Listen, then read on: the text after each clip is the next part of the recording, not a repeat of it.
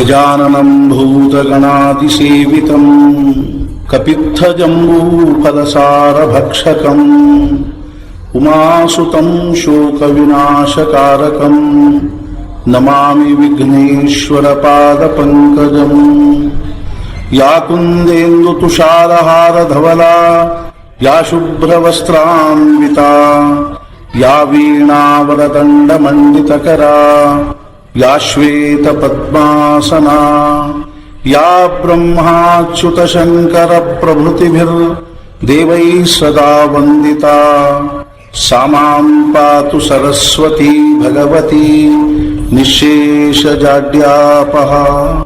ಗುರುರ್ಬ್ರಹ್ಮಾ ಗುರುರ್ವಿಷ್ಣುಃ ಗುರುರ್ದೇವೋ ಮಹೇಶ್ವರಃ ಗುರುಃ ಸಾಕ್ಷಾತ್ ಪರಬ್ರಹ್ಮ ತಸ್ಮೈ ಶ್ರೀ ಗುರವೇ ನಮಃ. ಬ್ರಹ್ಮಾನಂದಂ ಪರಮಸುಖದಂ ಕೇವಲಂ ಜ್ಞಾನಮೂರ್ತಿಂ ದ್ವಂದ್ವಾತೀತಂ ಗಗನಸದೃಶಂ ತತ್ವಮಸ್ಯಾದಿಲಕ್ಷ್ಯಂ ಏಕಂ ನಿತ್ಯಂ ವಿಮಲಮಚಲಂ ಸರ್ವಧೀ ಸಾಕ್ಷಿಭೂತಂ ಭಾವಾತೀತಂ ತ್ರಿಗುಣರಹಿತಂ ಸದ್ಗುರುಂ ತನ್ನಮಾಮಿ.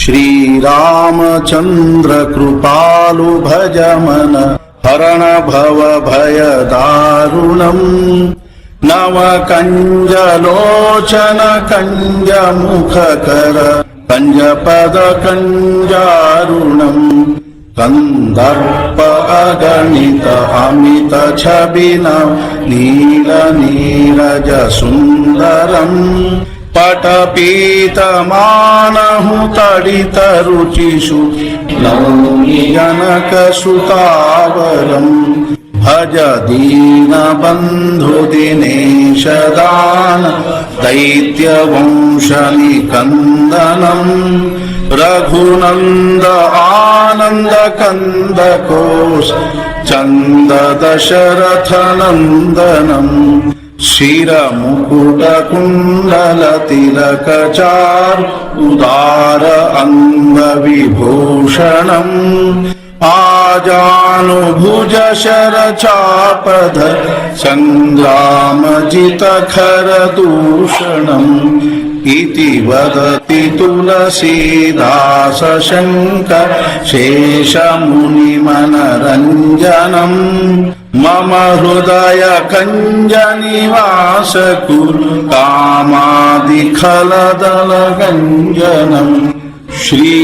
ಶ್ರೀರಾಮಚಂದ್ರ ಕೃಪಾಲು ಭಜ ಹರಣ ಭವ ಭಯ ದಾರುಣಂ ನವ ಕಂಜಲೋಚನ ಕಂಜ ಮುಖ ಕಂಜ ಪದ ಕಂಜಾರುಣಂ ಅತುಲಿತ ಬಲಧಾಮಂ ಹೇಮಶೈಲಾಭದೇಹಂ ಧನುಜವನ ಕೃಶಾಂ ಜ್ಞಾನಿನಾಮಗ್ರಗಣ್ಯಂ ಸಕಲ ಗುಣ ನಿಧಾನಂ ವಾನರಾಣಾಮಧೀಶಂ ರಘುಪತಿ ಪ್ರಿಯ ಭಕ್ತಂ ವಾತಜಾತಂ ನಮಾಮಿ. ವಿದೇಹಾಪದಿ ಚಾಲವೋನಿ ಪ್ರಪಂಚ ಮುಮುಕ್ಷು ಜನಾಲಾಗಿ ಅಧ್ಯಾತ್ಮ ಚರ್ಚಾ ಕರೋನಿ ಬಹುಲೋಕ ಜೇಮೇಣ ಭೀತಿ. ನಮಸ್ಕಾರ ತ್ಯಾ ಬ್ರಹ್ಮ ಚೈತನ್ಯ ಮುಕ್ತಿ ಸದ್ಗುರುನಾಥ ಮಹಾರಾಜ್ ಕಿ ಜೈ. ಜೈ ಜೈ ರಘುವೀರ ಸಮರ್ಥ.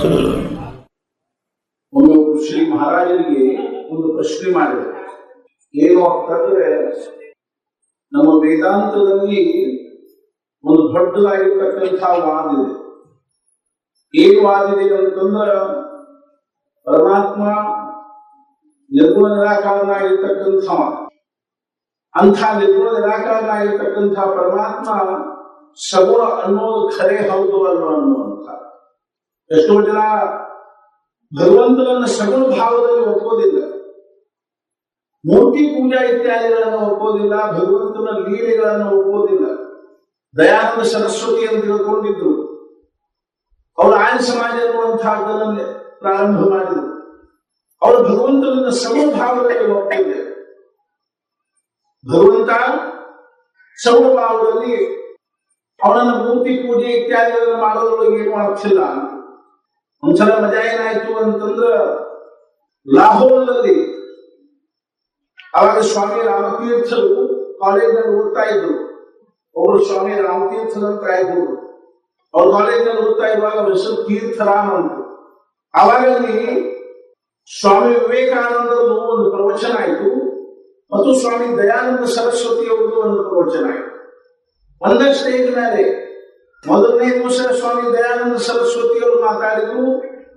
ಭಗವಂತ ನಿರ್ಗುಣ ನಿರಾಕಾರನಾಗಿರ್ತಕ್ಕಂಥ ಅವನನ್ನ ಸಗುಣ ಭಾವದಲ್ಲಿ ಪೂಜೆ ಮಾಡುವುದು ಇತ್ಯಾದಿಗಳು ಏನಿಲ್ಲ ಅಂದ್ರೆ ಇದ್ರೊಳಗೆ ಯಾವುದೂ ಅರ್ಥ ಇಲ್ಲ ಅಂತ ಭಗವಂತನ ಸಗುಣ ಭಾವವನ್ನು ಖಂಡನೆ ಮಾಡಿ ಮರದು ಅದಷ್ಟು ಪ್ಲಾಟ್ಫಾರ್ಮ್ ಮೇಲೆ ಅದ ಸ್ಟೇಜ್ ಮೇಲೆನೆ ವಿವೇಕಾನಂದ ಭಾಷಣ. ಅವ್ರು ಏನ್ ಮಾಡಿದ್ರು ಅಂತಂದ್ರೆ ಭಗವಂತ ಸಗುಣವೂ ಇದ್ದಾನ ನಿರ್ಗುಣ ಇದ್ದಾನ ಅನ್ನುವಂತಹದ್ದು ಪ್ರತಿಪಾದನೆ. ಜನರು ವಿವೇಕಾನಂದನ್ನು ಕೇಳಿದ್ರು. ನಿನ್ನೆ ಅವರು ಭಗವಂತ ಸಗುಣ ಭಾವದಲ್ಲಿಲ್ಲ, ಕೇವಲ ನಿರ್ಗುಣ ನಿರಾಕಾರನಾಗಿರ್ತಕ್ಕಂಥವ ಅಂತ ತಿಳ್ಕೊಂಡು ದಯಾನಂದ ಸರಸ್ವತಿ ಅವರು ಹೇಳಿದ್ರು. ದಯಾನಂದ ಸರಸ್ವತಿ ಅವರು ಸಹಿತ ಬಹಳ ದೊಡ್ಡ ಯೋಗಿಗಳಿವೆ. ಅವ್ರ ಜೀವನದಲ್ಲಿ ಹೆಂಗ ಕ್ರಾಂತಿ ಆಯ್ತು ಅನ್ನೋದನ್ನು ಹೇಳಿದ್ರು. ಮನುಷ್ಯನ ಜೀವನದಲ್ಲಿ ಯಾವಾಗ ಹೆಂಗ್ ಕ್ರಾಂತಿ ಆಗ್ತದೆ ಹೇಳಿ ಬರಂಗಿಲ್ಲ. ಅವರು ಸಣ್ಣವರಿದ್ದಾಗ ಅವ್ರ ಹೆಸರು ಮೂಲರಾಮ ಅಂತ. 8 ವರ್ಷದ ಹುಡುಗ. ಉತ್ತರ ಭಾರತದೊಳಗೆ ಪ್ರಸಂಗ ಇದು. ಶಿವರಾತ್ರಿ ದಿವಸ ರಾತ್ರಿ ಈ ಯಾಮ ಪೂಜಾ ಅಂತ ಮಾಡ್ತಾರಲ್ಲ, ಪ್ರತಿ ರಾತ್ರಿ ಎಲ್ಲ ಪೂಜಾ ಮಾಡ್ತಾರ. ಹಂಗ ಒಂದು ಶಿವಾಲಯದಲ್ಲಿ ತಮ್ಮ ತಂದಿ ಜೊತೆಗೆ ಪೂಜೆ ಮಾಡ್ಲಿಕ್ಕೆ ಹೋಗಿ ತಂದಿ ಜೊತೆಗೆ ಹೋಗಿದ್ದಾರೆ. ರಾತ್ರಿ ಎಲ್ಲರೂ ಬ್ರಾಹ್ಮಣರು ಕೂತ್ಕೊಂಡು ಪೂಜೆ ಮಾಡ್ತಾ ಇರುವಾಗ 12 ಆಯ್ತು, 1 ಆಯ್ತು, 2 ಆಯ್ತು. ಎಲ್ಲ ಬ್ರಾಹ್ಮಣರಿಗೆ ಅಲ್ಲೆಲ್ಲೇ ಕೂತಲ್ಲೇ ತೂಕಡಿಕೆ ನಿಂತಿಸುವ ಎಲ್ಲರೂ ಅಲ್ಲೇ ತೂಕಿಸುತ್ತ ಕೂತಿದ್ರು. ಈ ಹುಡುಗ ಮಾತ್ರ ಅಲ್ಲಿ ಯಾಚಿಸಿದ್ರು. ಅವಾಗ ಮಜಾ ಏನಾಯ್ತು ಅಂತಂದ್ರೆ ಒಂದು ಸಣ್ಣ ಇಲಿ ಆ ಈಶ್ವರ ಲಿಂಗದ ಕೂತ್ಕೊಂಡು ಅಕ್ಕಿ ಕಾಳ್ತಿ ನಿಂತದ್ದು. ಬ್ರಾಹ್ಮಣ ಲಕ್ಷಣ. ಅವಾಗ ಈ ಹುಡುಗನ ತಲೆಗೆ ಏನು ಬಂತು, ಈ ಶಿವಲಿಂಗದೊಳಗೆ ಒಂದು ವೇಳೆ ಈ ಭಗವಂತ ಇದ್ದದ್ದಾಗಿದ್ರ ಇಲ್ಲಿನ ಯಾಕೆ ಪಡಿವಲ್ಲ ಅಂತಾರೆ. ನೋಡಿ, ಇದು ಒಂದೇ ಒಂದು ವಿಚಾರ ಏನ್ ಮಾಡ್ತು ಅಂದ್ರೆ ಅವ್ರ ಜೀವನ ದಿಶಾ ಬಂದ್ ಮಾಡಿ.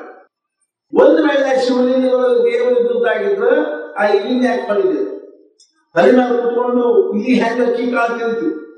ಹಾಗಾಗಿ ದೇವರಿಲ್ಲ, ಈ ಶಿವಲಿಂಗದೊಳಗೆ ದೇವರಿಲ್ಲ, ಆ ಮೂರ್ತಿ ಒಳಗೆ ದೇವರಿಲ್ಲ ಅನ್ನೋದನ್ನ ಅವ್ರು ತಮ್ಮ ಆಯುಷ್ಯ ತುಂಬಾ ಚಿಂತನೆ ಮಾಡಿ ಒಂದು ಆರ್ಯ ಸಮಾಜ ಎನ್ನುವಂತಹ ಒಂದು ಅರ್ಥಾತ್ ಏನು ಅಂದ್ರೆ ಒಂದು ಸಂಪ್ರದಾಯವನ್ನು ಶುರು ಮಾಡಿ ಅವರು ಏನ್ ಮಾಡಿದ್ರು ಅಂತ ತಿಳ್ಕೊಂಡು ಕೇಳಿದ್ರೆ ಭಾಷಣ ಮಾಡಿ ಭಗವಂತನನ್ನ ಸಗುಣ ಭಾವದಲ್ಲಿ ಖಂಡನೆ ಮಾಡಿದರು. ಮೊದಲು ವಿವೇಕಾನಂದರು ಸಗುಣ ಭಾವದಲ್ಲಿ ಮಂಡನೆ ಮಾಡಿದರು. ಅಂದ್ರೆ ಸಗುಣ ಭಾವ ಖರೆ ಅಂತ ಹೇಳಿದರು. ಅವಾಗ ವಿವೇಕಾನಂದನ ಕೇಳಿದ್ರು, ನಿನ್ನೆ ಅರ್ಥಾತ್ ದೊಡ್ಡ ಮಹಾನ್ ಪಂಡಿತರಾಗಿರ್ತಕ್ಕಂಥವರು, ಮಹಾನ್ ಯೋಗಿಯಾಗಿರ್ತಕ್ಕಂಥ ದಯಾನಂದ ಸರಸ್ವತಿಯವರು ಸಗುಣ ಭಾವವನ್ನು ಖಂಡನೆ ಮಾಡಿದ್ರು. ನೀವೇ ಮಂಡನೆ ಮಾಡ್ಲಿಕ್ಕೆ ಹತ್ತೀವಿ, ಸಗುಣ ಭಾವ ಖರೆ ಅಂತೀವಿ, ಯಾವ ಖರೆ ಅಂತೀವಿ. ಅವಾಗ ವಿವೇಕಾನಂದರು ಏನಂದ್ರು, ನಾ ಅದನ್ನ ತರ್ಕದಿಂದ ಸಿದ್ಧ ಮಾಡಿ ತೋರಿಸುವುದಿಲ್ಲ ಅಂತೇಳಿ. ಯಾಕಂದ್ರೆ ತರ್ಕದಿಂದ ಸಿದ್ಧ ಮಾಡೋ ವಿಷಯನ ಅಲ್ಲ. ಭಗವಂತ ಸಗುಣ ಹೌದು ಅಲ್ಲೋ ಅನ್ನುವಂಥದ್ದೇನೋ ತರ್ಕದಿಂದ ಸಿದ್ಧ ಮಾಡುವ ವಿಷಯ. ನಾನು ಹೆಂಗೆ ಹೇಳ್ತೀನಿ ಅಂತ ತಿಳ್ಕೊಂಡು ಕೇಳಿದ್ರೆ, ಯಾವ ಸದ್ಗುರುಗಳ ಪಡಿ ಮೇಲೆ ಕೂತ್ಕೊಂಡು ನಾನು ಭಗವಂತನ ಅನುಭವ ಪಡ್ಕೊಂಡೇನು, ಯಾವ ರಾಮಕೃಷ್ಣ ಪರಮಹಂಸದ ಪಡಿ ಮೇಲೆ ಕೂತ್ಕೊಂಡು ನಾನು ಪರಮಾತ್ಮನ ಅನುಭವ ಪಡ್ಕೊಂಡೇನು, ಆ ರಾಮಕೃಷ್ಣ ಪರಮಹಂಸರು ಸ್ವತಃ ಮೂರ್ತಿ ಪೂಜಕರಾಗಿದ್ದಾರೆ. ಅವರು ಸ್ವತಃ ಮೂರ್ತಿ ಪೂಜಾ ಮಾಡಿ ಭಗವಂತನ ಸಾಕ್ಷಾತ್ಕಾರ ಮಾಡಿಕೊಂಡಾರಂತಂದಾಗ ನಾನು ಮೂರ್ತಿ ಪೂಜಾ ಖಂಡನೆ ಹೆಂಗ್ ಮಾಡಲಿ ಅಂತ.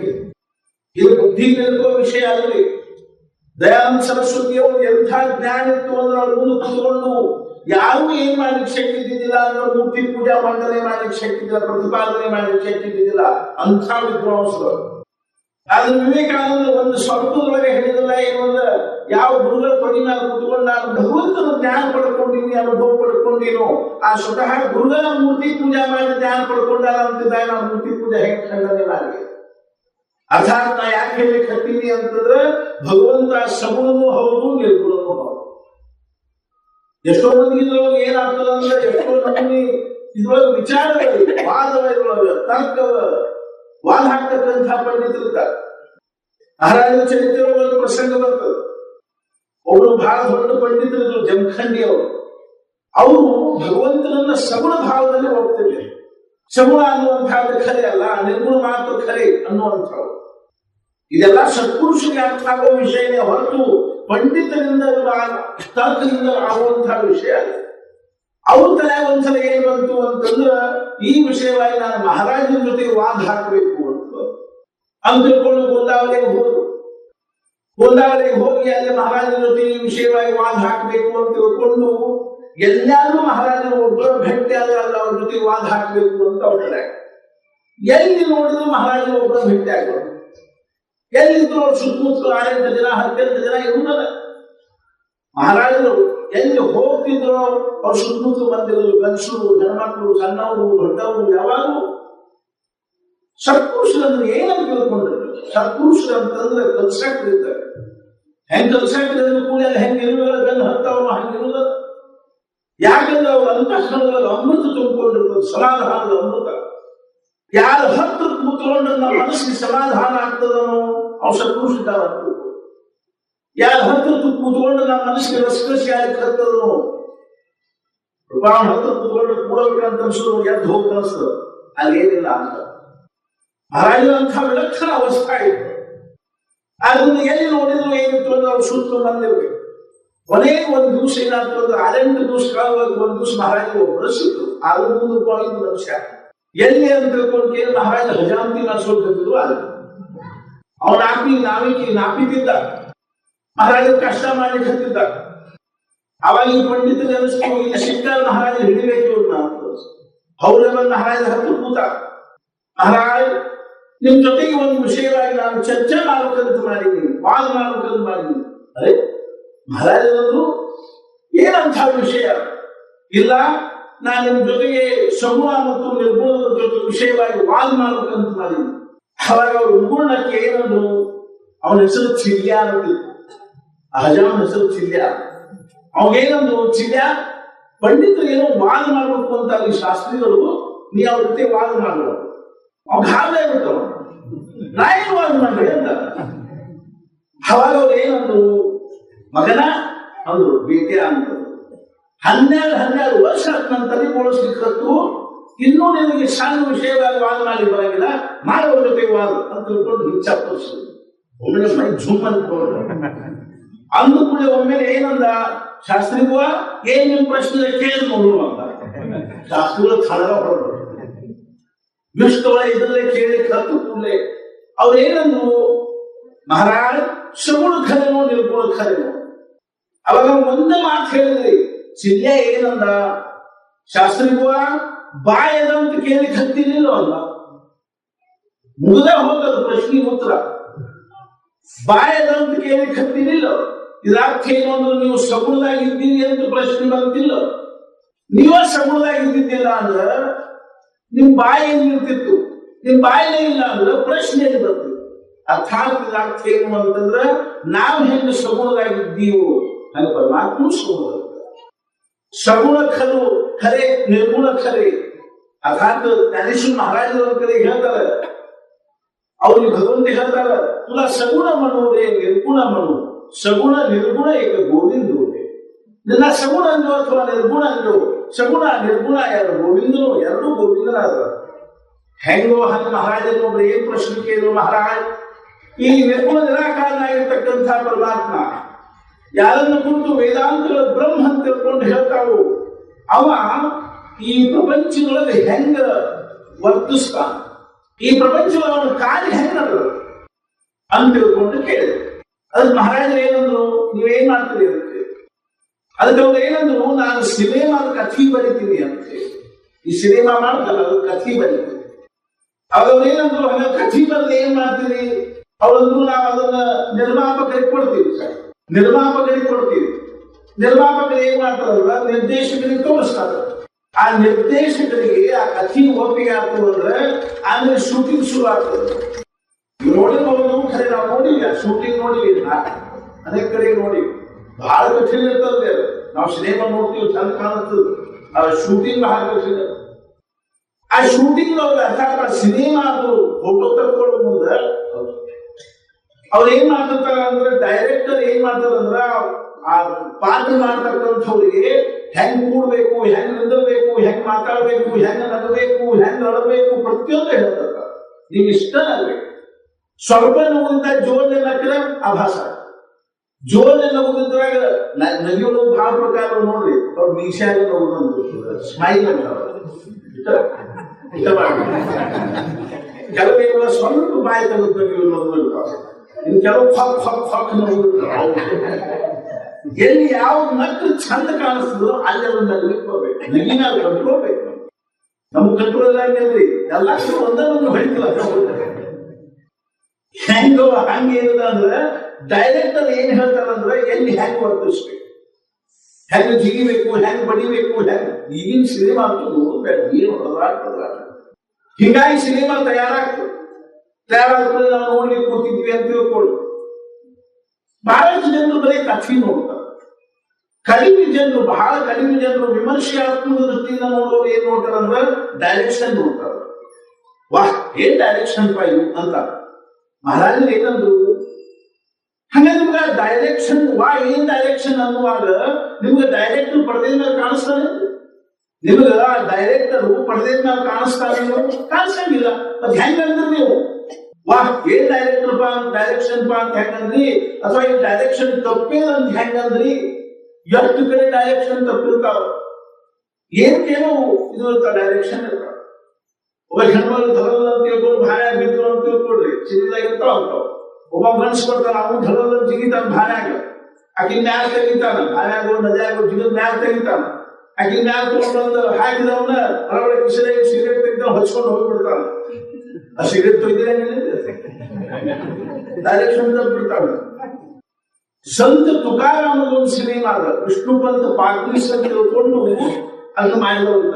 ತುಕಾರಾಮನ ಪಾತ್ರ ಮಾಡಿದ್ರು, ಪರಿಣಾಮ ಏನಾಗ್ತು ಅಂತ ತಿಳ್ಕೊಂಡು ಕೇಳಿದ್ರೆ ತುಕಾರಾಮನ ಪಾತ್ರ ಮಾಡಿ ಅವ್ರ ತಲೆ ಮೇಲೆ ಎಷ್ಟು ಪರಿಣಾಮ ಆಗ್ತು ಅಂತಂದ್ರೆ ಮನಿ ಮಾಡ್ಬಿಟ್ಟು ಹಿಮಾಲಯಕ್ಕೆ ಹೋಗ್ಬಿಟ್ಟು ಮಾಡಿದ್ರೆ ಸತ್ಪುರುಷರ ಪಾತ್ರ ಮಾಡ್ಬೇಕು. ವಿಷ್ಣು ಪಂತ ಪಾರ್ಟಿಸ್ ಅವರು ತುಕಾರಾಮನ ಪಾತ್ರ ಮಾಡಿದ್ರೆ ಎಷ್ಟು ಚಂದ ಮಾಡಿದ ನಾವು ನೋಡಿಲ್ಲ, ಬಹಳ ಸಲ ನೋಡ್ತಾ ಇರ್ತೀವಿ. ಅದ್ರೊಳಗೆ ಒಂದು ಡೈರೆಕ್ಷನ್ ತಪ್ಪಿದೆ. ಆದ್ರಿಂದ ಅದು ಮಹಾರಾಷ್ಟ್ರ ಸಿನಿಮಾ ಅಕಾಡೆಮಿ ಒಳಗೆ 2ನೇ ನಂಬರ್ ಬಂತು, 1ನೇ ನಂಬರ್ ಬಂದಿದೆ. ಯಾಕಂದ್ರೆ ಡೈರೆಕ್ಷನ್ ತಪ್ಪಿದೆ. ಏನ್ ತಪ್ಪಿದೆ ಅಂತ ತಿಳ್ಕೊಂಡು ಕೇಳಿದ್ರೆ ಅರ್ಥಾತ್ ತುಕಾರಾಮರದ್ದು ಏನ್ ಮಾಡಿದ್ರು ಅಂತ ತಿಳ್ಕೊಂಡು ಕೇಳಿದ್ರೆ ಆ ತುಕಾರಾಮ್ ಗಾಥಾ ಏನಿತ್ತು, ರಾಮೇಶ್ವರ ಭಟ್ ಅನ್ನೋರು ಅವ್ರು ಏನ್ ಮಾಡಿದ್ರು ಅಂದ್ರೆ ಅವ್ರಿಗೆ ಶಿಕ್ಷಾ ವಿಧಿಸಿದ್ರು. ಏನೊಂದು ಶಿಕ್ಷಾ ವಿಧಿಸಿದ್ರು ಅಂದ್ರೆ ಆ ತುಕಾರಾಮ್ ಗಾಥಾ ಏನದನೋ ಅಲ್ಲಿ ಇಂದ್ರಾಯಣಿ ಒಳಗೆ ಸರಿ ಬಿಡ್ತೇವೆ. ತುಕಾರಾಮ್ ಗಾಥಾವನ್ನು ಇಂದ್ರಾಯಣಿ ಒಳಗೆ ಹಾಕಿದ್ರು, ಸ್ವತಃ ತುಕಾರಾಮ್ ಮಹಾರಾಜರ ಹಾಕಿದ್ರಲ್ಲ. ಬಹಳ ದುಃಖ ಆಗ್ತದೆ ಅವರಿಗೆ. ಅವ್ರ ಆಯುಷ್ಯ ತುಂಬಾ ಅವ್ರ ಜ್ಞಾನ ಅನುಭವ ಏನು ಬರೆದಿಟ್ಟಿದ್ರು, ಅದ್ರ ಇಂದ್ರಾಯಣಿ ಒಳಗೆ ಹಾಕಿಸ್ಬಿಟ್ರು. ಸಮಾಜ ಹಿಂಗದ ಪರಿಸ್ಥಿತಿ ಹಿಂಗ. ಅವಾಗ ಅವ್ರಿಗೆ ಬಹಳ ಮನಸ್ಸಿಗೆ ಅಸಮಾಧಾನ ಆಗಿ 13 ದಿವಸ ಉಪವಾಸ ಕೂತ್ರು. ಇಂದ್ರಾಯಣಿ ದಂಡಿ ಮೇಲೆ ಉಪವಾಸ ಕೂತ್ರು. 13ನೇ ದಿವಸ ಸ್ವತಃ ಪಾಂಡುರಂಗ ಏನ್ ಮಾಡಿದ ಅಂತಂದ್ರೆ ಆ ತುಕಾರಾಮ್ ಗಾಥಾ ತೆಗೆದುಕೊಂಡು ವೈದಿಕಲೇ ಏನಾಗಲ್ಲ ಅಂತಂದ್ರೆ ಭಗವಂತ ತೋರಿಸಿದ್ದೇ ಇಲ್ಲ, ಆಗಿದಾಗ ತೋರಿಸಿದ್ದೇ ಇಲ್ಲ. ಆದ್ರೆ ಡೈರೆಕ್ಷನ್ ಏನ್ ತಪ್ಪಿತ್ತು ಅಂತ ತಿಳ್ಕೊಂಡು ಕೇಳಿದ್ರೆ ನಾವು ನೋಡಿ ಸೂಕ್ಷ್ಮವಾಗಿ 13ನೇ ದಿವಸ ತುಕಾರಾಮ್ ಮಹಾರಾಜರು ಹೆಂಗ್ ಕಾಣಿಸ್ತಿದ್ರು ಅಂದ್ರೆ ಅವತ್ತ ಸೇವಿಂಗ್ ಮಾಡಿಕೊಂಡು ಅವ್ರಿಗೆ ಕಾಣಿಸ್ತಿದ್ರು. 13 ದಿವಸದ ಗಂಡ ಬರ್ಬೇಕಿಲ್ಲ, ಡೈರೆಕ್ಷನ್ ತಪ್ಪಿತ್ತು. ನಾ ಯಾಕೆ ಹೇಳಲಿಕ್ಕೆ ಹತ್ತೀನಿ ಅಂತ ತಿಳ್ಕೊಂಡು ಕೇಳಿದ್ರೆ ಹೆಂಗೋ ಹಂಗೇನದ ಅಂತ ತಿಳ್ಕೊಂಡು ಕೇಳಿದ್ರೆ ಈ ನಿರ್ಗುಣ ನಿರಾಕಾರನಾಗಿರ್ತಕ್ಕಂಥ ಪರಮಾತ್ಮನ ಡೈರೆಕ್ಷನ್ ದಿಂದ ಈ ವಿಶ್ವದಲ್ಲಿ ಘಟನಾ ನಡೆಯುತ್ತೆ.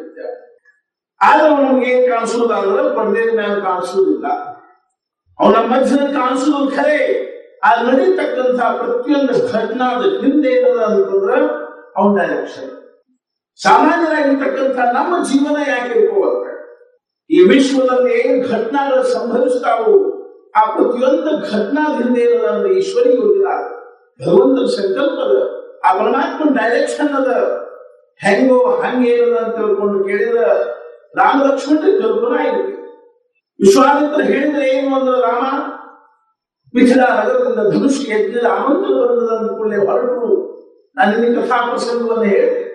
ಅಲ್ಲೇ ಉದ್ಧಾರ ಆಯಿತು, ಜನಕಪುರದಲ್ಲಿ ಪ್ರವೇಶ ಆಯಿತು, ಜನಕರಾಜರಿಗೆ ಅತ್ಯಂತ ಸಂತೋಷ ಆಗಿದೆ. ಉತ್ತಮವಾಗಿರ್ತಕ್ಕಂತಹ ಭವನದಲ್ಲೇ ವಿಶ್ವಾಮಿತ್ರರನ್ನ ಮತ್ತು ರಾಮ ಲಕ್ಷ್ಮಣರನ್ನು ಇರಿಸಿದ.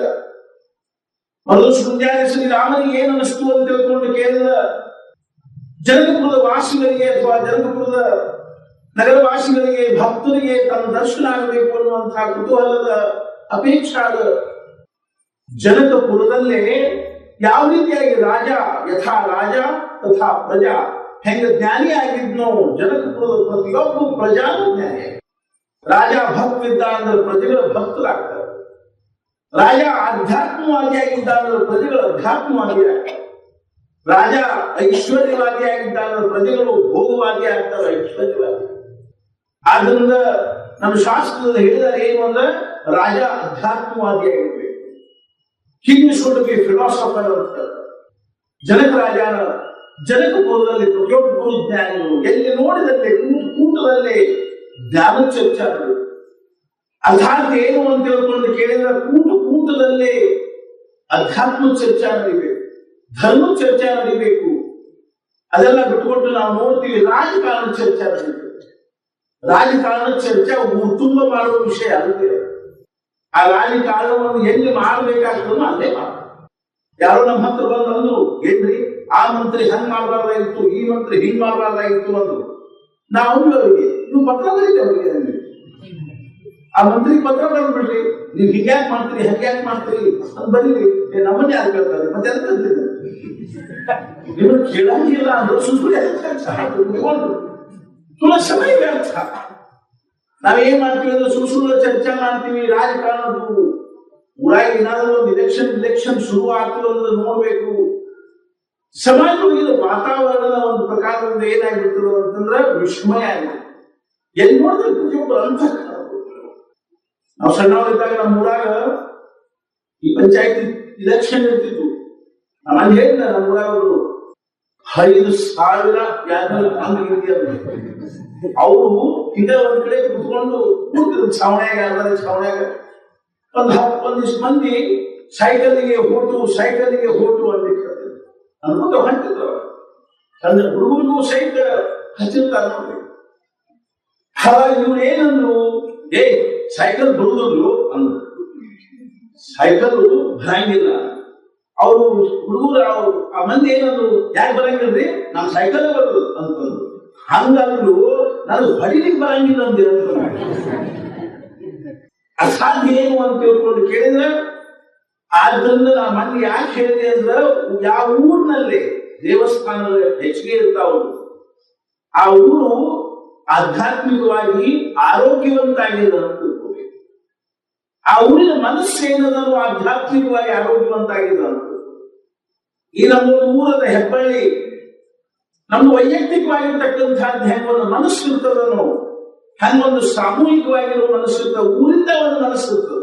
ಅದಕ್ಕೆ ಕಾಸ್ಮಿಕ್ ಮೈಂಡ್ ಅಂತ, ಅದಕ್ಕೆ ಯೂನಿವರ್ಸಲ್ ಮೈಂಡ್ ಅಂತ, ಅದಕ್ಕೆ ಗ್ರೂಪ್ ಮೈಂಡ್ ಅಂತ.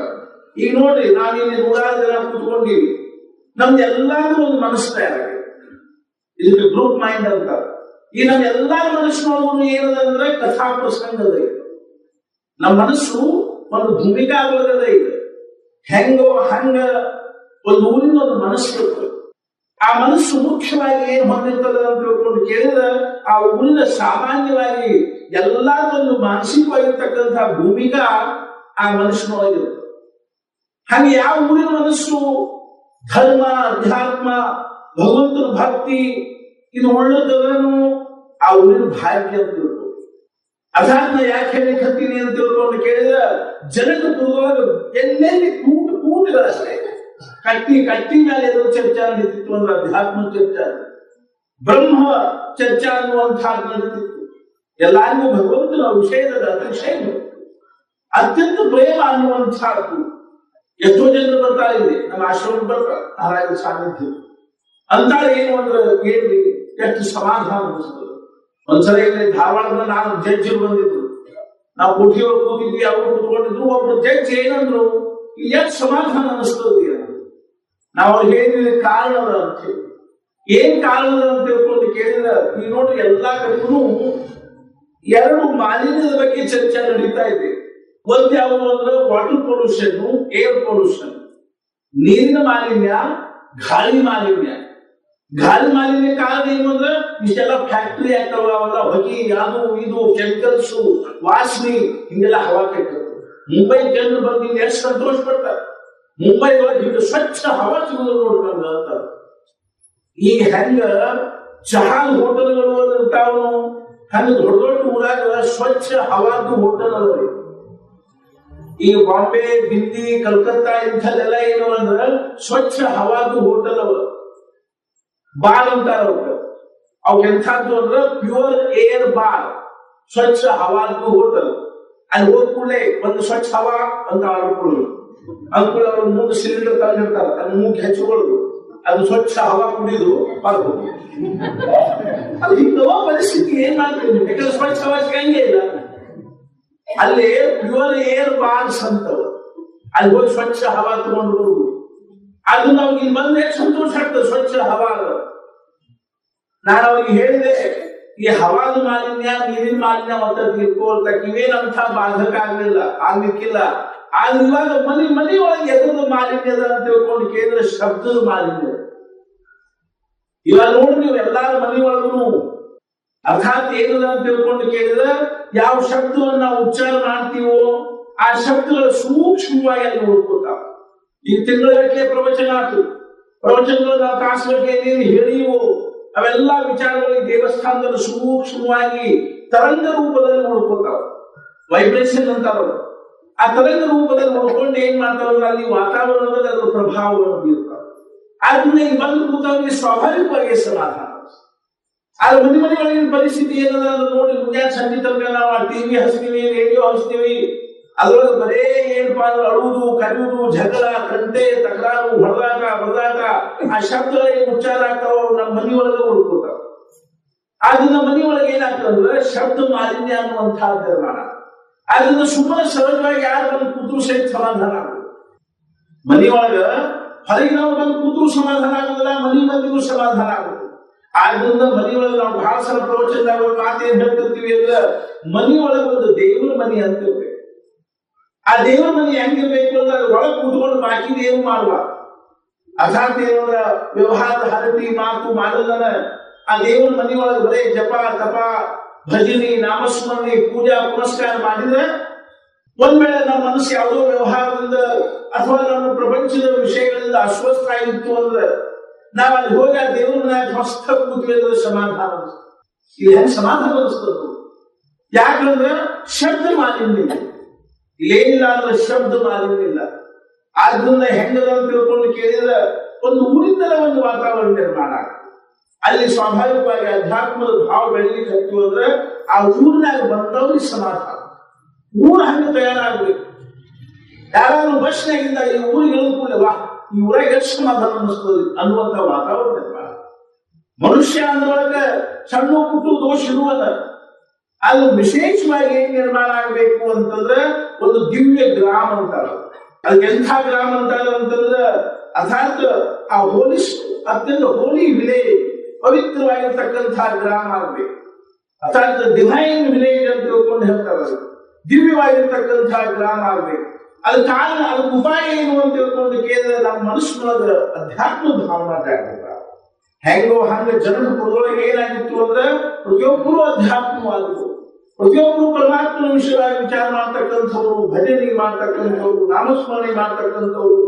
ಆದ್ರಿಂದ ರಾಮನಿಗೆ ಏನ್ ಅನ್ನಿಸ್ತು ಅಂತಂದ್ರೆ ಊರನ್ನು ನೋಡಿ ಬರ್ಬೇಕು ಅನಿಸ್ತು. ಎರಡು ಉದ್ದೇಶ. ಒಂದು ಅವನು ತನ್ನನ್ನು ನೋಡ್ಬೇಕು ಅನ್ನುವಂತಹ ಉತ್ಸುಕತೆ ಇರತಕ್ಕಂಥವ್ರಿಗೆ ತನ್ನ ದರ್ಶನ ಆಗಬೇಕು ಮತ್ತು ಆ ದಿವ್ಯವಾಗಿರ್ತಕ್ಕಂಥ ಅಧ್ಯಾತ್ಮ ಪ್ರಧಾನವಾಗಿರ್ತಕ್ಕಂಥ ಊರಿನಲ್ಲಿ ತಾನು ಅಡ್ಡಾಡಬೇಕು. ಅಡ್ಡಾಡಿಕೊಂಡು ಬಂದು ಮರುಸ್ ಮುಂಜಾನೆ ಪುಷ್ಪವಾಟಿಕಾದಲ್ಲೇ ಸೀತಾದೇವಿಯ ದರ್ಶನ. ರಾಮ ಮತ್ತು ಸೀತಾ ಇಬ್ಬರು ಅನ್ಯೋನ್ಯವಾಗಿ ಸನಾತನದಿಂದಲೂ ಸನಾತನ ಬ್ರಹ್ಮಸ್ವರೂಪರಾಗಿರ್ತಕ್ಕಂಥವ್ರು. ಒಬ್ರು ಶಕ್ತಿ ಸ್ವರೂಪರು, ಒಬ್ರು ಬ್ರಹ್ಮಸ್ವರೂಪ. ಪರಮಾತ್ಮನ ಅವಿಭಾಜ್ಯವಾಗಿರ್ತಕ್ಕಂಥ ಎರಡೂ ಏನಿದ್ವು ಅಂತಂದ್ರೆ ಶಕ್ತಿ ಮತ್ತು ಶಕ್ತ. ಪರಮಾತ್ಮನ ಅವಿಭಾಜ್ಯವಾಗಿರ್ತಕ್ಕಂಥ ಘಟಕಗಳು ಎರಡು. ಅರ್ಥಾತ್ ಭಗವಂತ ನಿರಗುಣ ನಿರಾಕಾರನಾಗಿರ್ತಕ್ಕಂಥ ಪರಮಾತ್ಮ ಸುಗುಣ ಭಾವದಿಂದ ಅವತಾರ ಮಾಡಿ ಸಮಾಜದಲ್ಲಿ ಧರ್ಮವನ್ನು ಸ್ಥಾಪನೆ ಮಾಡೋದಕ್ಕಾಗಿ ಅವತಾರ ಮಾಡಿದ ಅಂದ್ರೊಳಗೆ ಆ ಅವತಾರ ಕಾರ್ಯ ಸಂಪನ್ನ ಆಗೋದಕ್ಕಾಗಿ ಯಾವ್ಯಾವ ಶಕ್ತಿಗಳನ್ನು, ಯಾವ್ಯಾವ ಸರ್ಕಾರ ಮತ್ತು ಯಾವ್ಯಾವ ಒಂದು ವ್ಯಕ್ತಿಗಳ ಅವಶ್ಯಕತೆಯನ್ನು ಅವರೆಲ್ಲರೂ ಏನ್ ಮಾಡಿ ಬಂದಿದ್ರು ಅಂದ್ರೆ ಅವತಾರ ಕಾರ್ಯ ಬಂದಿದ್ರು. ವಾನರೆಲ್ಲ ಅವತಾರ ಕಾರ್ಯ ಬಂದಿದ್ದು, ಸಹಜರೆಲ್ಲ ಅವತಾರ ಕಾರ್ಯ ಬಂದಿದ್ದು. ಹಂಗ ಸೀತಾದೇವಿನೂ ಸಹಿತ ಪ್ರತ್ಯಕ್ಷ ಜಗದಂಬ ಆಗಿರ್ತಕ್ಕಂಥವಳು, ಲಕ್ಷ್ಮಿ ಆಗಿರ್ತಕ್ಕಂಥವಳು ಸೀತಾದೇವಿಯ ಭಾವದಲ್ಲಿ ಅವತಾರ ಬಂದಿದ್ದು ಅನ್ಯೋನ್ಯವಾಗಿ ಒಬ್ಬರನ್ನೊಬ್ಬರು ನೋಡಿಕೊಂಡು ಗುತ್ತ ಹೇಳಿದ್ರು. ಸಂತೋಷ ಆಯಿತು. ಪ್ರೇಮ ಭಾವದಲ್ಲಿ ಮಗ್ನಾಗಿಬಿಟ್ಟಿದ್ದಾರೆ. ಆ ದಿವ್ಯವಾಗಿರ್ತಕ್ಕಂತಹ ಪ್ರೇಮದಲ್ಲಿ ಏನು ಅಂದ್ರೆ ಡಿವೈನ್ ಲವ್ ಅಂತ, ದಿವ್ಯವಾಗಿರ್ತಕ್ಕಂತಹ ಪ್ರೇಮದಲ್ಲಿ ಮಗ್ನಾಗಿದ್ದಾರೆ. ವಿಶ್ವಾಮಿತ್ರ ಪೂಜೆ ವಿಳಂಬ ಅಂತ ತಿಳ್ಕೊಂಡು ಹೂಪತ್ರಗಳನ್ನು ತಗೊಂಡು ಬಂದ್ರು. ವಿಶ್ವಾಮಿತ್ರ ಆಶೀರ್ವಾದ ಮಾಡಿದ್ರೆ ಹೇಳಿದ್ರು, ಅವಾಗ ನಿಮ್ಗೆ ಇಬ್ಬರಿಗೂ ಕಲ್ಯಾಣ ಆಗಲಿ ಅಂತ ತಿಳ್ಕೊಂಡು ಆಶೀರ್ವಾದ ಮಾಡಿದ್ರು. ಕೆಲವು ಪ್ರಶ್ನೆ ಮಾಡಿದ್ರು, ಇಬ್ಬರಿಗೂ ಕಲ್ಯಾಣದ ಹೆಂಗ ಆಶೀರ್ವಾದ ಮಾಡಿದ್ರು? ಅದು ತುಳಸಿದಾಸರು ಬರೀತಾರೆ ಏನು ಅಂದ್ರೆ, ಸೀತಾದೇವಿಯ ಜೊತೆಗೆ ಸೀತಾದೇವಿಯ ತಂಗಿಯಾಗಿರ್ತಕ್ಕಂತಹ ಉರ್ಮಿಲಾನು ಬಂದರು. ಆದ್ರೆ ಲಕ್ಷ್ಮಣ ಗುರುತಿಲ್ಲ ಉರ್ಮಿಲಾ, ಅಷ್ಟು ಸಖಿಯರ ಜೊತೆಗೆ ಉರ್ಮಿಲಾನು ಇದ್ರು. ಅದನ್ನ ಸೂಕ್ಷ್ಮವಾಗಿ ವಿಶ್ವಾಮಿತ್ರ ಆಶೀರ್ವಾದ ಮಾಡಿದ್ರೆ ಏನು ಅಂದ್ರೆ, ನೀವಿಬ್ಬರು ಪತ್ನಿಯರು ಅಲ್ಲಿ ಬಂದಿದ್ರಪ್ಪ, ನೀವಿಬ್ರು ಒಬ್ಬರನ್ನೊಬ್ಬರು ನೋಡ್ಕೊಂಡಿರಿ, ನಿಮ್ಗಿಬ್ಬರು ಕಲ್ಯಾಣ. ಮರುಸ್ ಬೆಳಿಗ್ಗೆ ಧನುಷ್ ಯಜ್ಞ. ಧನುಷ್ಯದೊಂದು ಪೂರ್ವಭಾವಿ ಕಥಾ ಹೆಂಗದ ಅಂತಂದ್ರ, ಕೆಲವು ವರ್ಷಗಳ ಹಿಂದೆ ಪರಶುರಾಮರು ಏನ್ ಮಾಡಿದ್ರು, ಕ್ಷತ್ರಿಯರನ್ನ ಸಂಹಾರ ಮಾಡಿ ಒಂದು ಸಹಜವಾಗಿ ಜನಕರಾಜನನ್ನು ಭೇಟಿಯಾಗಬೇಕು ಅಂತ ಹೇಳ್ಕೊಂಡು ಕೈಯಾಗ ಶಿವಧನುಷ್ಯನ್ನು ಹಿಡ್ಕೊಂಡು ಜನಕರ ಸಭಾದಲ್ಲಿ ಜನಕರಾಜ ಅತ್ಯಂತ ಗೌರವದಿಂದ ಅವ್ರಿಗೆ ಏನ್ ಮಾಡಿದ ಅಂದ್ರೆ, ಮರ್ಯಾದೆಯಿಂದ ಆದರದಿಂದ ಅವ್ರನ್ನ ಕಲಿಸಿ ಅರ್ಥಾತ್ ಅವ್ರನ್ನ ಪೂಜೆ ಮಾಡಿ ಅರ್ಘ್ಯಪಾದ್ಯಾದಿಗಳಿಂದ ಅವ್ರನ್ನ ಪೂಜೆ ಮಾಡಿದ. ಉಚ್ಚವಾಗಿರ್ತಕ್ಕಂಥ ಆಸನದಲ್ಲಿ ಕೂಸಿದ. ಆವಾಗ ಪರಶುರಾಮರು ಏನ್ ಮಾಡಿದ್ರು ಅಂದ್ರೆ, ತಮ್ಮ ಕೈಗಿರ್ತಕ್ಕಂಥ ಶಿವಧನುಷನ್ನ ಪಕ್ಕದಲ್ಲಿ ಇಟ್ಟು ಜನಕರಾಜನ ಜೊತೆ ಮಾತಾಡಲಿಕ್ಕೆ. ಆವಾಗ ಜಾನಕಿ ಸೀತಾದೇವಿ 5 ವರ್ಷದ ಹುಡುಗಿ. ಸಹಜವಾಗಿ ಆಕೆ ಏನ್ ಮಾಡಿದ್ರು ಅಂದ್ರೆ, ತಂದೆ ಹತ್ರ ಬಂದು ಪರಶುರಾಮರ ಪಕ್ಕದಲ್ಲಿ ಇಟ್ಟಿರ್ತಕ್ಕಂಥ ಶಿವಧನುಷನ್ನು ನೋಡಿದ್ದು. ಆಕೆ ಒಮ್ಮೆ ಅದ್ರ ಜೊತೆಗೆ ಆಟ ಆಡ್ಬೇಕು ಅನಿಸ್ತು.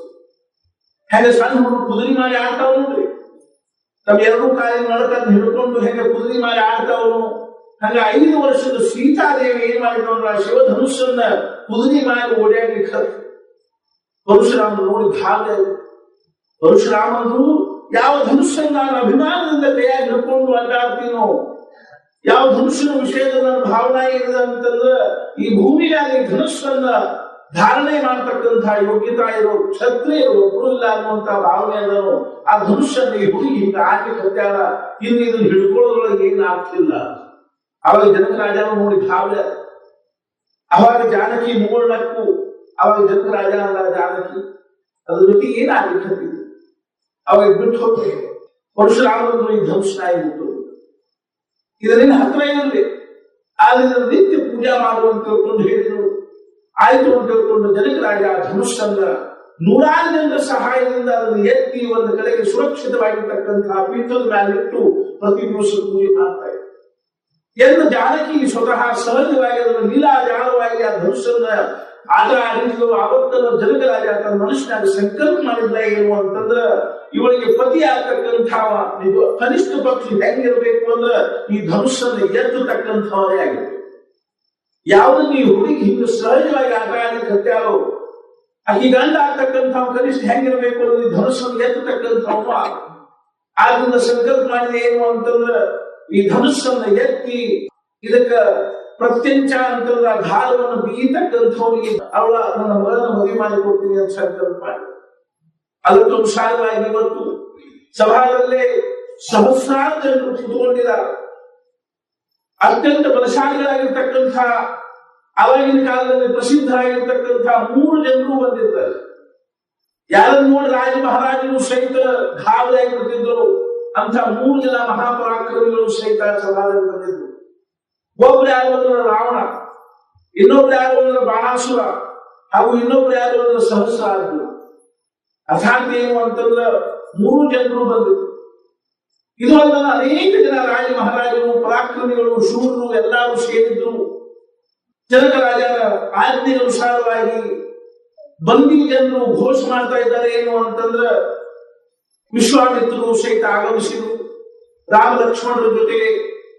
ಆವಾಗ ಜನಕರಾಜ ತನ್ನ ಗುರುಗಳಾಗಿರ್ತಕ್ಕಂತಹ ಶತಾನಂದರಿಗೆ ಹೇಳ್ತಾ ಇದ್ದಾನೆ ಏನು ಅಂತಂದ್ರೆ, ನೀವು ಹೋಗಿ ಅವರನ್ನ ಅತ್ಯಂತ ಆದರದಿಂದ ಕರ್ಕೊಂಡು ಬಂದು ಅತ್ಯಂತ ದಿವ್ಯವಾಗಿರ್ತಕ್ಕಂಥ ಆಸನದಲ್ಲಿ ಅವರನ್ನು ಕೂರಿಸಿ ಎಂದಾಗ, ಜನಕರ ಗುರುಗಳಾಗಿರ್ತಕ್ಕಂತಹ ಶತಾನಂದರು ಹೋಗಿ ರಾಮ ಲಕ್ಷ್ಮಣರ ಜೊತೆಗೆ ವಿಶ್ವಾಮಿತ್ರನ್ನು ಕರ್ಕೊಂಡು ಬಂದು ಒಂದು ಉತ್ತಮವಾಗಿರ್ತಕ್ಕಂಥ ಆಸನದಲ್ಲಿ ಕೂರಿಸಿ ರಾಮ ಲಕ್ಷ್ಮಣರು ಪಕ್ಕದಲ್ಲಿ ಕೂತ್ಕೊಂಡಿದ್ದಾರೆ. ಸಭಾ ಪ್ರಾರಂಭವಾಯಿತು. ಅವಾಗ ಮಂತ್ರಿಗಳು ಬಂದಿ ಜನರು ಜಯ ಜಯಕಾರ ಮಾಡಿದ್ರು. ಮಂತ್ರಿಗಳು ಘೋಷಣೆ ಮಾಡ್ತಾ ಇದ್ದಾರೆ ಏನು ಅಂತಂದ್ರೆ, ಯಾರು ಈ ಧನುಷ್ಯನ್ನ ತಂದಿಟ್ಟಿದ್ದಾರೆ ಮಧ್ಯದಲ್ಲಿ ಹೇಳ್ತಾ ಇದ್ದಾರೆ ಏನು ಅಂದ್ರೆ, ಯಾರು ಈ ಧನುಷ್ಯನ್ನ ಎತ್ತಿ ಇದನ್ನು ಬಗ್ಗಿಸಿ ಇದಕ್ಕೆ ಪ್ರತ್ಯಂಚ ಅಂತಂದ್ರೆ ಧಾರವನ್ನು ಬಿಗಿತಾರೋ ಅವರಿಗೆ ಜನಕ ರಾಜ ತನ್ನ ಮಗಳನ್ನು ಕೊಟ್ಟು ಮದುವೆ ಮಾಡ್ತಾನ. ಇದು ಈ ಒಂದು ಸ್ವಯಂವರದ ಮುಖ್ಯವಾಗಿರ್ತಕ್ಕಂಥದ್ದೇನಂದ್ರೆ ಪ್ರತಿಜ್ಞೆ ಆದ ಅಂತ ತಿಳ್ಕೊಂಡು ಯಾವಾಗ ಎಲ್ಲರೂ ಅರ್ಥಾತ್ ಆ ಮಂತ್ರಿಗಳು ಘೋಷಣೆ ಮಾಡಿ ಹೇಳಿದ್ರು, ಅವಾಗ ಒಂದು ಕ್ಷಣ ಸಭಾ ಸ್ತಬ್ಧ. ಆ ಧನುಷ್ಯನ್ನು ನೋಡಿ ಕೆಲವು ಜನರು ಗಾಬರಿ. ಅದರೊಳಗಿನ ಕೆಲವರು ಏನಿದ್ರು ಅಂತಂದ್ರೆ ಸ್ವಲ್ಪ ಪರಾಕ್ರಮದ ಭಾವನೆ ಇರ್ತಕ್ಕಂಥವ್ರು ಏನಿದ್ರು. ನಮ್ಮ ದೇಶದಲ್ಲಿ ಇಂಥ ಎರಡು ಸ್ವಯಂವರ ಆಗ್ಯಾವ. ಸ್ವಯಂವರ ಇದರ ಅರ್ಥ ಏನು ಅಂತಂದ್ರೆ, ಹಿಂದಿನ ಕಾಲದಲ್ಲಿ ಆ ಪದ್ಧತಿ ರಾಜರು ತಮ್ಮ ಮಗಳನ್ನ ಅರ್ಥಾತ್ ಏನಂದ್ರೆ ಮದುವೆ ಮಾಡಿಕೊಟ್ಟಿರ್ತಕ್ಕಂಥ ಸಂದರ್ಭದಲ್ಲೇ ಅವಳಿಗೆ ತನ್ನ ಪತಿಯನ್ನ ಆರಿಸಿಕೊಳ್ತಕ್ಕಂಥ ಒಂದು ಏನ್ ಕೊಟ್ಟಿರ್ತಿದ್ರು ಅಂತಂದ್ರೆ ಒಂದು ಅವಕಾಶ ಕೊಟ್ಟಿರ್ತಿದ್ರು. ಆದ್ರೆ ಅವಕಾಶ ಹೆಂಗಿರ್ತಿತ್ತು ಅಂದ್ರೆ, ಅದಕ್ಕೆ ಅವಾಗ ಎಲ್ಲ ರಾಜಕುಮಾರರು ಬಂದು ಕೂಡಬೇಕು. ಅವ್ರು ಯಾವ್ದಾದ್ರು ಒಂದು ವಿಶೇಷವಾಗಿರ್ತಕ್ಕಂಥ ಒಂದು ಪರಾಕ್ರಮವನ್ನ ಅಲ್ಲಿ ಅವ್ರು ಏನ್ ಮಾಡಿರ್ತಿದ್ರು ಅಂದ್ರೆ ಇಟ್ಟಿರ್ತಿದ್ರು. ಆ ಪರಾಕ್ರಮದಲ್ಲಿ ಜಯಗಳಿಸಿರ್ತಕ್ಕಂಥವರಿಗೆ ಆ ರಾಜಕುಮಾರಿ ಮಾಲೆ ಹಾಕ್ತಕ್ಕಂಥ ಪದ್ಧತಿ, ಅಥವಾ ಸಹಜವಾಗಿ ತನಗೆ ಯಾರು ಯೋಗ್ಯ ಅನಿಸ್ತಾರೋ ಅಂಥವ್ರಿಗೆ ಮಾಲೆ ಹಾಕ್ತಕ್ಕಂಥ ಪದ್ಧತಿ. ಎರಡು ಅತ್ಯಂತ ಶ್ರೇಷ್ಠವಾಗಿರ್ತಕ್ಕಂತಹ ಸ್ವಯಂವರಗಳಾಗು ನಮ್ಮ ದೇಶದಲ್ಲಿ.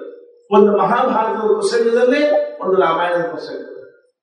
ಮಹಾಭಾರತದ ಪ್ರಸಂಗದಲ್ಲಿಯೂ ಸಹಿತ ಧನುಷ್ಯದ ಒಂದು ವಿಶೇಷವಾಗಿರ್ತಕ್ಕಂತಹ ಪರಾಕ್ರಮವನ್ನು ತೋರಿಸಿರ್ತಕ್ಕಂತಹ ಪ್ರಸಂಗ.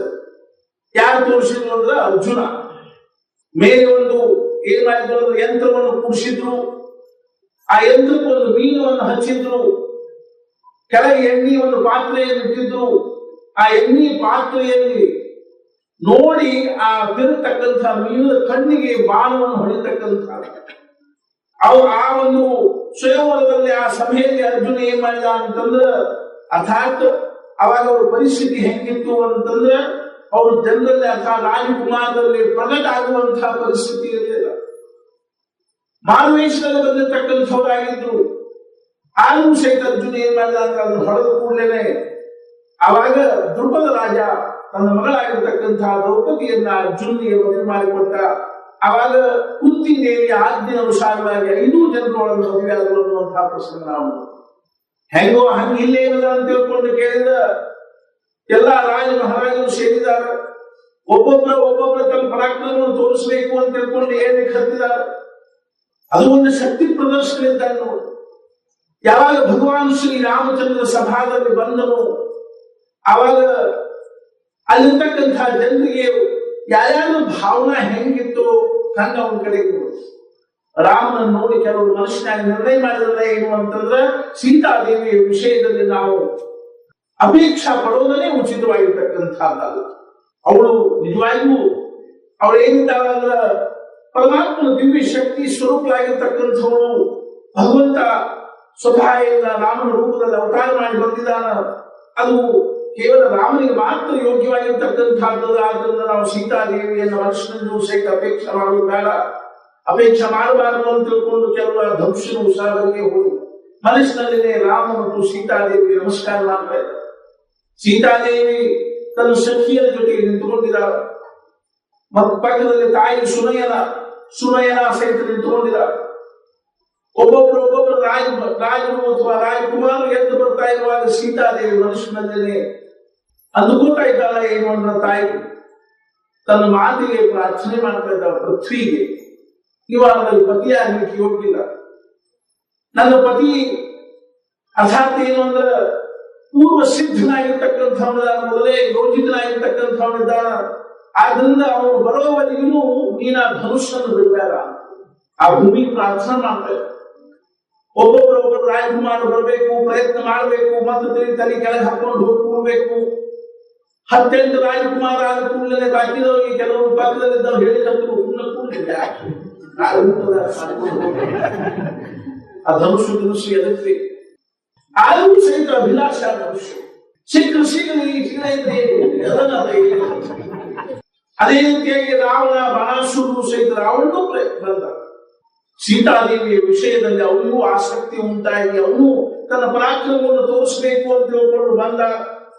ಏನು ಸಾಮಾನ್ಯದೇನು ರಾವಣ ಕೈಲಾಸ ಪರ್ವತವನ್ನು ಎತ್ತಬೇಕು ಅನ್ನುವಂತಹ ಪ್ರಯತ್ನ ಮಾಡಿರ್ತಕ್ಕಂತಹ ರಾವಣ ತನ್ನ 20 ಕೈಗಳನ್ನು ಹಾಕಿ ಕೈಲಾಸ ಎತ್ತಲಿಕ್ಕೆ ಹತ್ತುಕೊಂಡೆ ಪಾರ್ವತಿ ಗಾಬರಿ ಆಗ್ತದೆ.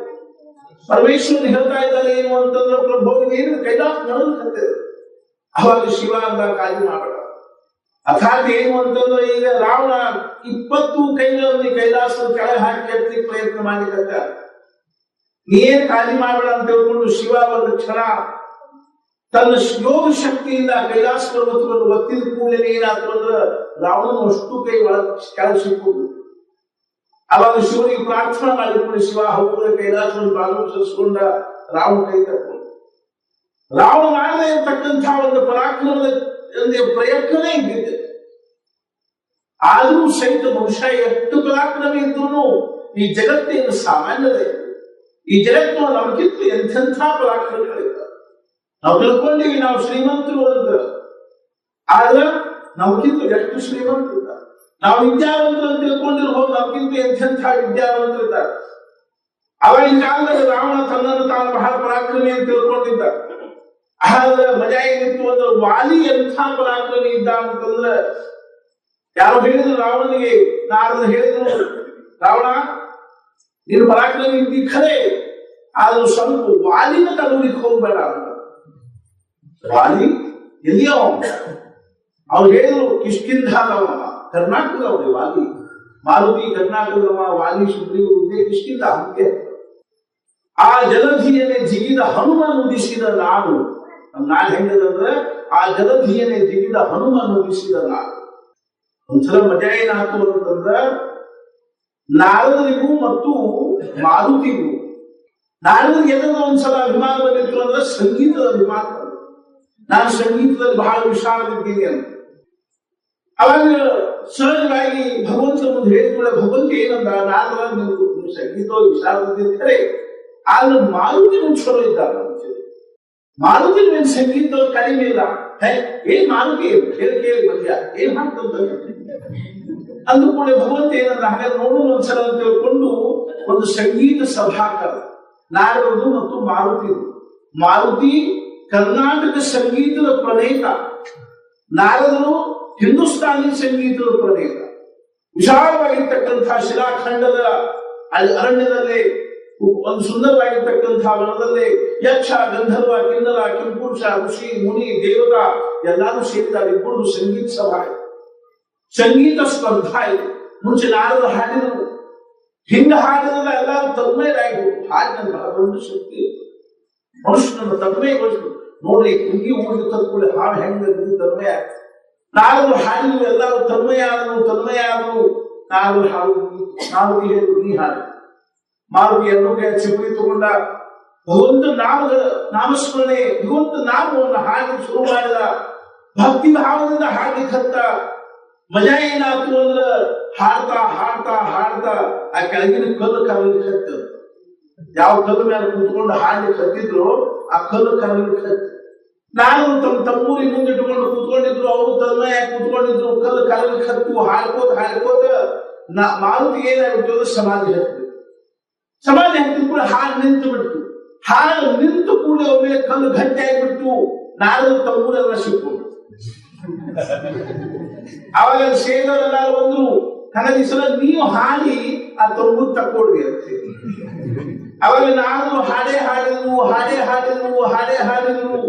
ಅದ್ರ ಕಲ್ಲು ಕಾಲಿಲ್ಲ, ತಂಬೂರು ಕಡಿತಾಗಲಿ. ಅಷ್ಟೊತ್ತಿಗೆ ಈ ಮಾರುತಿ ಸಮಾಧಿ ಇಳಿತು ನೋಡಿ. ಇಳಿದು ಕೂಡಲೇ ಹೇಳ್ತೀನಿ ಮತ್ತೆ ಹಾಡ್ಲಿಕ್ಕೆ ಹತ್ತು ಬಿಟ್ಟ. ಹಾಡ್ಲಿಕ್ಕೆ ಹತ್ತು ಕೂಡಲೇ ಅವಾಗ ಮತ್ತೆ ಕಲ್ಲು ಕರುತ್ತೇವೆ. ಹಾಡ್ಲಿಕ್ಕೆ ಹತ್ತು ಕೂಡಲೇ ಮತ್ತೆ ಕಲ್ಲು ಕರಗಿದ ಕೂಡಲೇ ನಾನು ತಪ್ಪಿಕೊಂಡು ಮಕ್ಕಳಿಗೆ ಸಿಕ್ಕೋದಿಲ್ಲ. ಅಂಥ ಮಾರುತಿ ಹುಟ್ಟಿರ್ತಕ್ಕಂಥದ್ದು ಆ ಕಿಷ್ಕಿಂಧ ಹಂಗೆ ವಾಲಿ ಅತ್ಯಂತ ಪರಾಕ್ರಮ. ಒಂದ್ ದಿವಸ ವಾಲಿ ಏನ್ ಮಾಡಿ ಹತ್ತಿದ್ದ ಅಂದ್ರೆ ಆ ರಾಮೇಶ್ವರದ ಹತ್ತಿರ, ಕನ್ಯಾಕುಮಾರಿ ಹತ್ತಿರ ಸಮುದ್ರ ದಂಡಿ ಕೂತ್ಕೊಂಡು ಸಂಧ್ಯಾವಂದನೆ ಮಾಡಿದ್ದೆ. ರಾವಣ ಗೊತ್ತಾಯ್ತು ಈಗ ತಗೊಳ್ಬೇಕು ಅಂತ ತಿಳ್ಕೊಂಡು ರಾವಣ ಹೋದ ತನ್ನ 20 ಕೈಗಳಿಂದ ವಾಲಿ ಬುದ್ಧಿಕ್ ಹತ್ತ. ವಾಲಿಗೆ ಹಿಂದೊಮ್ಮೆ ಕತ್ತು ಈ ಕಾರ್ಯಕರ್ತೆ ನೀವು ಅಂತ ತಿಳ್ಕೊಂಡು ವಾಲಿ ಏನ್ ಮಾಡಿದ ಸಡಕ್ಕೆ ನಾವು ಹಿಡ್ಕೊಂಡು ಅವನ ಬದಲಾಗಿ ರಾವಣ ತಗೊಂಡು ಹಿಂಗ್ ಬದಲಾಗಿ ಹಿಡ್ಕೊಂಡ್ಬಿಟ್ಟ. ಹಿಡ್ಕೊಂಡು ಹಂಗ ಮನೆಗೆ ತಗೊಂಡು ಹೋದ. ಅವಾಗ ಅಂಗದ ಇನ್ನು ಸಣ್ಣ ಕೂಸಲಿ ತೊಟ್ಟದಾಗ ಆಡ್ತಿದ್ದ. ಇವ ಏನ್ ಮಾಡಿದ ಅಂದ್ರೆ ರಾವಣ ತಗೊಂಡು ಹೋಗಿ ಅವ್ರ ಕಾಲು ಒಂದು ಹಗ್ಗ ಹಾಕಿ ಅವ್ನ ತೊಟ್ಟಲ ಮೇಲೆ ತೆಗೆದ್ಬಿಟ್ಟಿ. ತಲೆ ಕೆಳಗೆ ಮಾಡಿ 20 ಕೈ 10 ತಲೆ ಕೆಳಗಾಗ್ಯಾವ. ಅಲ್ಲಿ ಮುಂದೆ ಅಂಗದ ಯಾವಾಗ ಸಂಧಾನಕ್ಕೆ ಹೋಗಿದ್ನೋ ಅವಾಗ ರಾವಣ ಕೇಳ್ತಾನೆ ಯಾರು ನೀನು ಅಂತ.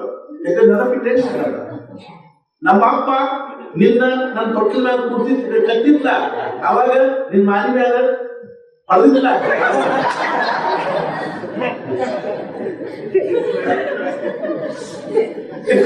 ಯಾಕೆ ಕತ್ತೀನಿ ಅಂತ ತಿಳ್ಕೊಂಡು ಕೇಳಿದ್ರೆ ಇಂಥ ರಾಮನ ಸಭಾದಲ್ಲಿ ಬಂದಿಲ್ಲ. ಮನುಷ್ಯಕ್ಕೆ ಪ್ರಯತ್ನ ಮಾಡಿದ ಅದು ಬೆಂಗಾಲ್ ಹಾಕೋದು. ರಕ್ತ ಕಾಡ್ಲಿಕ್ಕೆ ಹತ್ಯಾರ 10 ಮುಖದಿಂದ ರಕ್ತ ಕಾಡ್ಲಿಕ್ಕೆ ಹತ್ಯಾರ. ಕೊನೆಗೆ ಸಾವಿರಾರು ಜನರು ಬಂದು ಧನುಷ್ಯ ಎತ್ತಿಟ್ಟು ರಾವಣ ತಲೆ ಕಡೆ ಹಾಕೊಂಡು ಹೋದ. ಎಲ್ಲಾರು ಮುಗಿದ್ರು. ಜನಕರಾಜ ಹೈರಾಣ ತುಂಬಿದ ಸಭಾದೊಳಗೆ ಜನಕರಾಜಾಗ ಅಪಮಾನ ಆದಂಗಾಗಿ ಖರ್ಚು. ಜನಕರಾಜ ಅಂದಿಗೆ ಹತ್ತಾನೆ ಏನು ಅಂತಂದ್ರೆ ಈ ಪೃಥ್ವಿ ಅನ್ನುವಂಥದ್ದು ನಿಕ್ಷತ್ರಿಯ ಆಯ್ತು, ನಿಷ್ಪರಾಕ್ರಮಿ ಆಯ್ತು. ಈ ಪೃಥ್ವಿ ಒಳಗೆ ಯಾವ ಪರಾಕ್ರಮಿಗಳಿದ್ದಂಗಾಯ್ತು. ನನ್ನ ಪ್ರತಿಜ್ಞೆಯಿಂದ ಅರ್ಥಾತ್ ಪ್ರತಿಜ್ಞೆ ಮಾಡಿಟ್ಟಿರ್ತಕ್ಕಂತಹ ಈ ಧನುಷು ಹಂಗ ಉಳಿತು ಅಂತ ತಿಳ್ಕೊಂಡು, ಇನ್ನು ನನ್ನ ಕುಮಾರಿಯಾಗಿರ್ತಕ್ಕಂತಹ ಸೀತಾದೇವಿ ಕುಮಾರಿಯಾಗಿ ಉಳ್ಕೊಂಡ್ಬಿಡ್ತಾಳೆ ಅನ್ನುವಂಥದ್ದು. ಈ ಪೃಥ್ವಿ ನಿಕ್ಷತ್ರಿಯ ಆತು, ನಿರ್ವೀರ್ಯ ಆತು, ನಿಷ್ಪರಾಕ್ರಮಿ ಆತು ಅನ್ನುವಂತಹ ಭಾವ ವ್ಯಕ್ತ ಮಾಡಿದ ಕೂಡಲೇ ಲಕ್ಷ್ಮಣ ಸಿಟ್ಟು ಬಂತು. ಲಕ್ಷ್ಮಣ ರಾಮನ ಕಡೆಗೆ ಮುಖ ಮಾಡಿದ. ರಾಮ ಸುಮ್ಮನೆ ಇದ್ದ.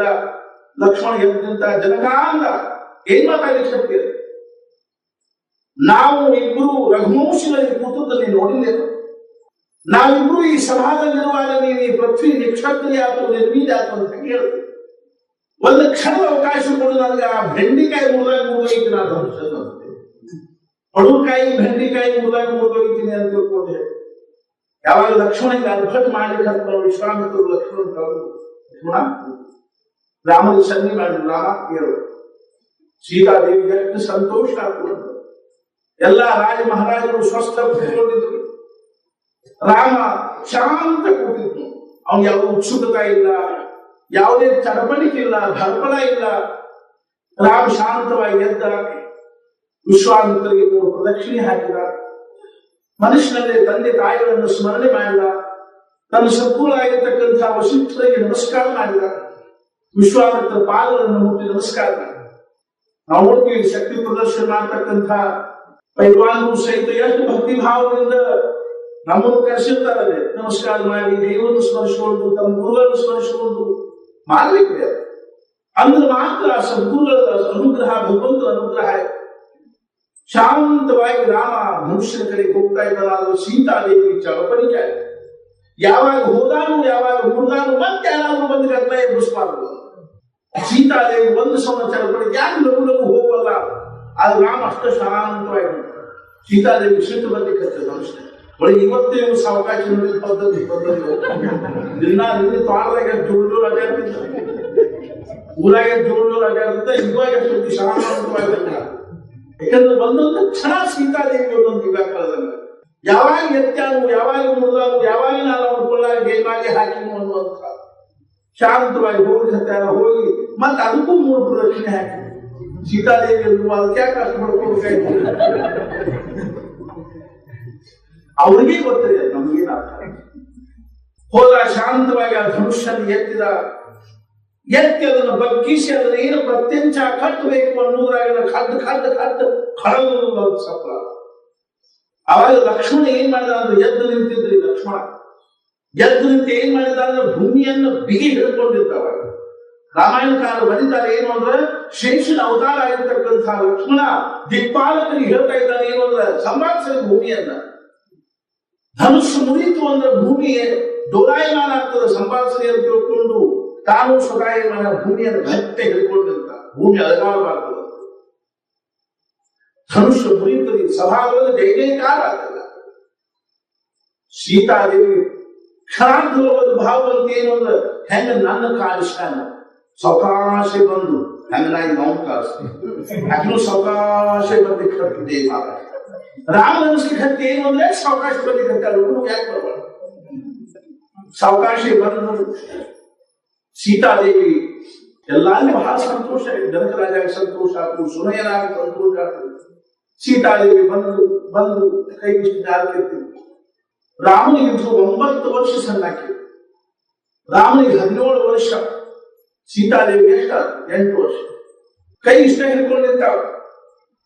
ರಾಮನೇ ಹಿಂಗೆ ಎದಿಸಿ ನಿಂತು ಬಿಟ್ಟ. ಸೀತಾದೇವಿ ಏನಂದ್ರು, ನಾ ಸಣ್ಣಾಕಿರ್ತೀನಿ, ನನ್ನ ಕೈ ಸಣ್ಣ ಎತ್ತರಲ್ಲ, ನೀವು ಸ್ವಲ್ಪ ತಲೆ ಕೆಳಗೆ ಬಗ್ಗಿಸು, ನಾ ಜಯಮಾಲ ಹಾಕ್ತಾರೆ. ಅಲ್ಲೇ ಪಿಶ್ ಮಾತಾಡಿರ್ತಾರೆ. ಆವಾಗ ರಾಮಂದ ನಾಯಕ ತಲೆ ಕೆಳಗೆ ಹಾಕ್ತೀನಿ, ನಾ ಧನುಷ್ ಮುಂದಿನಿ, ಏನಾಗ ಕಾಲು ಎತ್ತ ಶೆಗಲ್ ಮಾಲೆ ನಾಯಕ ತಲೆ ಕೆಳಗೆ. ಲಕ್ಷ್ಮಣ್ ನೋಡ್ಲಿಕ್ಕಂತ ಸಭಾಗಳು ಇವುಗಳು ಕೇಳೋರು ನಡೆಸ್ಬಿಟ್ಟಾರೆ. ರಾಮ ತಲೆ ಕೆಳಗೆ ಮಾಡಿದ್ದ ಎಲ್ಲ ಸೀತಾದೇವಿ ಕೈ ಮ್ಯಾಲೆ ಸಭಾಗಳು ಕೈ ಹೆಂಗ್ ಮ್ಯಾಲೆ ಇರ್ತಾರೆ. ಲಕ್ಷ್ಮಣ ಈಗ ಲಗುನ ಇದನ್ನ ಬಗೆಹರಿಸಬೇಕಿಲ್ಲ ಅಂತ ತಿಳ್ಕೊಂಡು ಬಡ ಬಂದವನ ರಾಮನ ಪಾದಗಳನ್ನು ಗಟ್ಟೆ ಹಿಡಿದು ಕೂಡ ರಾಮನನ್ನು ಎಬ್ಬರಿಸಬೇಕು ಅಂತ ತಲೆ ಕೆಳಗೆ ಮಾಡಿದ ಸೀತಾದೇವಿ ಮಾಲೆ ಹಾಕಿದ್ರು.